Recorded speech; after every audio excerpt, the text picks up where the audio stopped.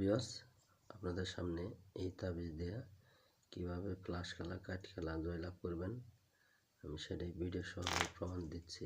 দেখেন, আসলে দাদা তাস খেলাটা ভালো না, খুব খারাপ নেশা।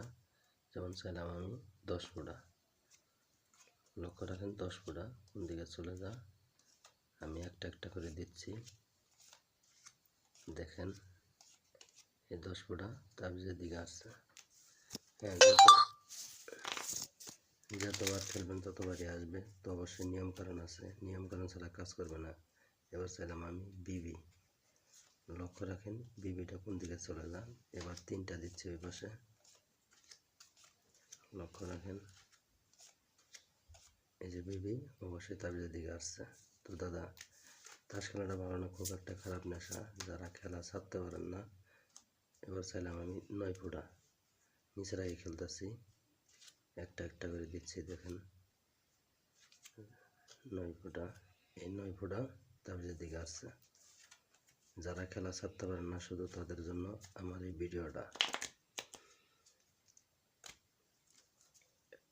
খেলাটা অনেক খারাপ একটা নেশা, এই খেলায় অনেক ক্ষতিগ্রস্ত হয়ে যায় অনেক মানুষ। তো আমি বারবার বলি যে দাদা আপনারা যারা খেলেন না, খেলার দরকার নাই। যারা খেলা ছাড়তে পারেন না, শুধু তাদের জন্য আমার এই ভিডিওটা।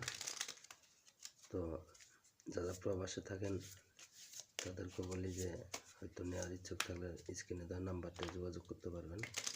অযথা ফোন দিয়ে ডিস্টার্ব করি না দাদা, আমি ব্যস্ত থাকি। তো এবার আমি ফ্লাশ খেলবো, যেহেতু বলছি 4 হাতে খেলি।